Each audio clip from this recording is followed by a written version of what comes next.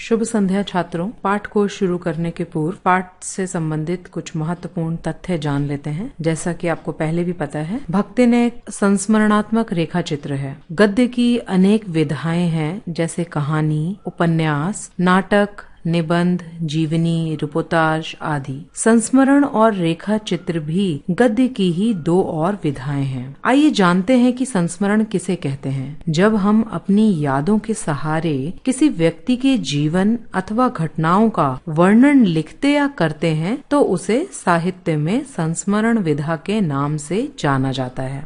प्रायः आप रेखा चित्र शब्द से समझते हैं कि वह चित्रकला का ही विषय है। अंग्रेजी के स्केच का ही हिंदी रूपांतरण है रेखा चित्र। पर जब साहित्य में किसी व्यक्ति अथवा घटना का वर्णन करते समय इसके शारीरिक गठन या फिर घटना के परिवेश का उसी तरह विवरण दिया जाता है जैसे कि शब्दों से चित्र बनाया जा रहा हो। आप उस चित्रण को सुनकर चित्र की कल्पना करने लग जाते हैं। यही हिंदी साहित्य में रेखा चित्र कहलाता है। महादेवी जी ने अपनी भक्तिन की रचना इन्हीं दो विधाओं को समन्वित करते हुए लिखा है। अर्थात यह संपूर्ण रचना का कलेवर संस्मरण का है, पर मुख्य पात्र भक्तिन, उसका विवरण रेखा चित्र की शैली में दिया गया है।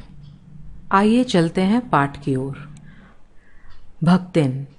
छोटे कद और दुबले शरीर वाली भक्तिन अपने पतले ओठों के कोनों में दृढ़ संकल्प और छोटी आंखों में एक विचित्र समझदारी लेकर जिस दिन पहले पहले मेरे पास आ उपस्थित हुई थी, तब से आज तक एक युग का समय बीत चुका है। पर जब कोई जिज्ञासु उससे इस संबंध में प्रश्न कर बैठता है, तब वह पलकों को आधी पुतलियों तक गिराकर और चिंतन की मुद्रा में ठुड्डी को कुछ ऊपर उठाकर विश्वास भरे कंठ से उत्तर देती है। तुम पचय का बताई, यह 50 बरस से संग रहित है। इस हिसाब से मैं 75 की ठहरती हूँ और वह 100 वर्ष की आयु भी पार कर जाती है। इसका भक्तिन को पता नहीं। पता हो भी तो संभवतः वह मेरे साथ बीते हुए समय में रत्ती भर भी कम न करना चाहेगी। मुझे तो विश्वास होता जा रहा है कि कुछ वर्ष और बीत जाने पर वह मेरे साथ रहने के समय को खींचकर 100 वर्ष तक पहुंचा देगी। चाहे उसके हिसाब से मुझे 150 वर्ष की असंभव आयु का भार क्यों न ढोना पड़े। सेवक धर्म में हनुमान जी से स्पर्धा करने वाली भक्तिन किसी अंजना की पुत्री ना होकर एक अनाम धन्या गोपालिका की कन्या है। नाम है लक्ष्मिन अर्थात लक्ष्मी। पर जैसे मेरे नाम की विशालता मेरे लिए दुर्वह है, वैसे ही लक्ष्मी की समृद्धि भक्तिन के कपाल की कुचित रेखाओं में नहीं बन सकी। वैसे तो जीवन में प्रायः सभी को अपने अपने नाम का विरोधाभास लेकर जीना पड़ता है, पर भक्तिन बहुत समझदार है, क्योंकि वह अपना समृद्धि सूचक नाम किसी को बताती नहीं। केवल जब नौकरी की खोज में आई थी, तब ईमानदारी का परिचय देने के लिए उसने शेष इतिवृत्त के साथ यह भी बता दिया, पर इस प्रार्थना के साथ कि मैं कभी नाम का उपयोग ना करूं। उपनाम रखने की प्रतिभा होती तो मैं सबसे पहले उसका प्रयोग अपने ऊपर करती। इस तथ्य को वह देहातिन क्या जाने।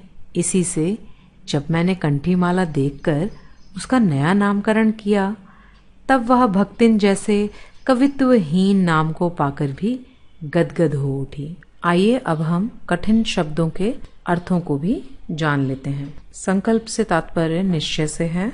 विचित्र से तात्पर्य आश्चर्यजनक।